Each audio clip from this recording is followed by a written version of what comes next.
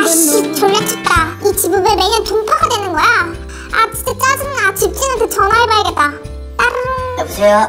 안녕하세요 집주인님. 저 403호 세입자 피피인데요. 아니 보일러가 또 동파됐어요. 이번 달에만 벌써 4번째라고요. 진짜 추워서 얼어 죽겠어요. 보일러 최근에 바꿨는데도 그러네. 거짓말. 두두두들. 아니 집주인님 저 여기 5년 살았는데 바꾸신 적 없잖아요. 이거 어떻게 조치해 주실 거예요? 내가 다른 집이랑 헷갈렸나 보네. 글쎄, 이건 원래 겨울철에 조심해야 하는 거라 내가 동파를 막을 순 없지 않나? 아니 그럼 보일러 동파가 제 잘못은 아니잖아요. 집주인이니까 무슨 조치를 해주셔야죠. 킥킥킥킥. 와 수도관 터짐. 파국이다 파국. 킥킥킥킥. 아 집주인님 지금 동파 때문에 수도관 터졌거든요. 물난리에 바닥 장판 지금 난리 났어요. 아 지금 빨리 와보셔야 될 것 같아요. 에휴, 알겠어요. 내가 지금 가볼게요. 우박자 여보세요? 홈즈야 나 좀 도와줘. 지금 우리 집 보일러 동파되고 물난리 나고 난장판 됐어. 집주인도 지금 집 보러 온대. 뭐? 괜찮아? 내가 금방 갈게.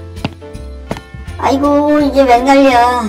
그러니까 평소에 관리 좀 잘하지 그랬어. 부들부들 내가 관리를 안 한 거냐고. 집을 오래된 거지. 피피야 진정해봐. 내가 잘 말씀드려볼게. 안녕하세요 집주인님. 저는 여기 사는 피피 친구 홈즈라고 해요. 집주인님도 아시다시피 민법 623조에 따르면 임대인은 세입자가 집을 문제없이 사용할 수 있도록 유지할 의무가 있어요. 보일러 동파나 수도관 같은 주요 시설 문제는 임대인께서 책임지고 조치를 해주셔야 해요. 그게 법적으로는 그렇다지만 세입자도 관리를 좀 더 신경 써야 하지 않나요? 동파 안 되게 미리 조치를 했어야 하는 거 아닌가? 물론 세입자가 평소에 잘 관리하는 것도 너무 중요하죠. 하지만 보일러나 수도관 같은 주요 시설은 임대인이 기본적으로 상태를 유지할 책임이 있어요. 특히 이런 동파 사고는 오래된 설비나 보온 처리가 제대로 되지 않았을 때 발생하기 쉽죠. 그럼 어떻게 해야 하죠? 들어주셔서 감사합니다. 우선 보일러와 수도관 상태를 점검하고 수리하시는 게 필요합니다. 장기적으로 보면 설비를 업그레이드하거나 보온 처리를 추가하면 이런 사고를 예방할 수 있을 거예요. 알겠어요. 우선 당장 보일러랑 수도관부터 고치고 상태를 점검해 보겠습니다. 비용 문제는 제가 처리할 테니 걱정 말아요. 우와 감사합니다. 고마워 홈즈. 지금 깔끔하게 쓰고 있네요. 피피씨 근데 저 벽지는 뭐죠? 실페인트 칠하신 건가요?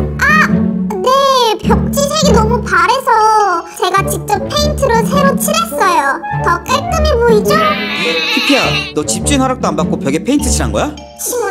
벽지가 너무 낡아서 보기 싫어가지고 그냥 칠했어. 피피씨 이런 건 저한테 얘기했어야죠. 아무리 상태가 낡았다 해도 허락 없이 벽을 바꾸는 건 문제가 될 수 있어요. 네 집주인님 무슨 말인지 잘 이해합니다. 제가 피피랑 잘 얘기해서 원상복구 하도록 할게요. 이건 집주인님 말이 맞아 피피야. 집주인 허락 없이 인테리어를 변경하면 원상복구 의무가 생겨. 세입자가 고의적으로 변경한 부분은 집을 반환할 때 원래 상태로 돌려놔야 해. 근데 홈즈 벽지가 너무 낡았잖아. 그냥 두는 것도 문제가 됐을 거라고. 이런 건 어떻게 해야 해? 그럴 땐 벽지가 낡은 상태를 사진으로 남겨두고 집주인에게 허락을 요청했어야 해. 특히 벽지가 낡아서 보수가 꼭 필요한 상황이라면 집주인께 먼저 보수 요청을 하는 게 맞아. 민법상 자연적으로 생기는 마모나 노후화는 세입자의 책임이 아니거든. 하지만 벽지를 저렇게 핑크색으로 바꾸는 건 집주인의 동의 없이 진행하면 분쟁이 생길 가능성이 높아. 또 이런 경우를 대비해서 계약서에 특약을 추가해뒀다면 훨씬 좋았을 거야. 예를 들어 기존 상태를 개선한 경우는 원상복구 대상에서 제외 같은 내용을 미리 정해두면 이런 문제를 예방할 수 있지. 특약으로 미리 정해두면 되는 거구나. 다음에 꼭 그렇게 해야겠다. 근데 이번 건은 어떻게 해야 해? 우선 집주인님께 벽지가 너무 낡아서 어쩔 수 없었던 점을 설명드리고 원상복구 대신 지금 상태로 두는 게 더 낫다는 걸 설득해보자. 만약 허락하신다면 문제없이 넘어갈 수도 있어. 알겠어. 내가 잘 말씀드려볼게. 근데 홈즈 아까 보일러는 집주인이 고쳐준다고 했잖아. 나 도어락 배터리도 거의 다 달았는데 이런 것도 말하면 고쳐주실까? 도어락 배터리 같은 건 소모품이라 세입자가 직접 관리해야 해. 작은 수리, 그러니까 변기 커버를 교체하거나 도어락 배터리를 바꾸는 것처럼 소모품이나 가벼운 문제는 세입자가 책임지는 게 맞아. 반대로 보일러나 수도관, 장판처럼 집의 기본적인 시설에 문제가 생겼을 땐 집주인의 책임이지. 법적으로도 임대인은 세입자가 집을 안전하고 편하게 사용할 수 있도록 유지해야 할 의무가 있어. 그래서 보일러 동파나 노수 같은 건 집주인이 고쳐야 하는 거구나.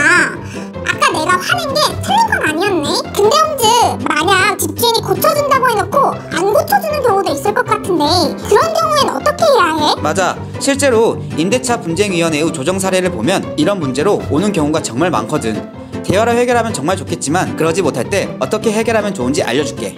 수리 요청 기록 남기기. 가장 먼저 해야 할 건 수리 요청을 기록으로 남겨두는 거야. 문자나 카카오톡 혹은 통화 녹취를 통해 집주인에게 요청해서 증거를 남기면 나중에 문제가 생겼을 때 유리해져. 구두로만 요청하면 서로 기억이 다르다고 주장할 수 있거든.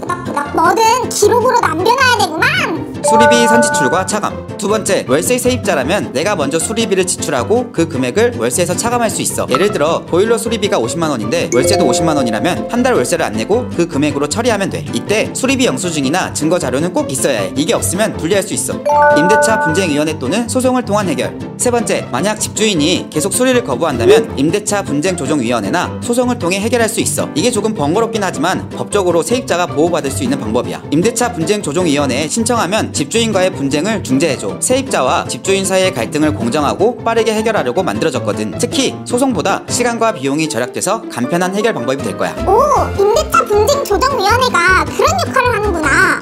소송은 좀 무서운데 먼저 상담 신청부터 해보면 좋겠다. 임대차 계약 해지 요청. 마지막으로 만약 집주인이 계속 수리를 거부하면 최후의 방법으로 임대차 계약을 해지할 수도 있어. 이때 임대인이 계약상의 의무를 다하지 않았다는 점을 이유로 들면 돼. 다만 이 방법은 보증금 반환 소송으로 이어질 수 있으니까 신중히 결정해야 해. 그럼 오늘 알려준 거 내가 정리해볼게. 먼저 큰 수리는 집주인이, 작은 수리는 내가 해야 하는 거. 그리고 집주인 허락 없이 인테리어는 절대 바꾸면 안 돼. 수리 요청할 땐 기록을 꼭 남기고 증거도 잘 챙겨야 하고, 그래도 해결이 안 되면 임대차 분쟁조정위원회에 상담 신청하거나 진짜 최후의 수단으로 계약 해지도 고려할 수 있어. 완벽한 정리야 피피. 앞으로도 궁금한 거 있으면 언제든지 나한테 물어봐. 도와줘서 고마워 홈즈. 여러분도 세이프홈즈 구독하고 알림 설정까지 잊지 마세요. 댓글, 좋아요, 구독은 홈즈와 피피에게 큰 힘이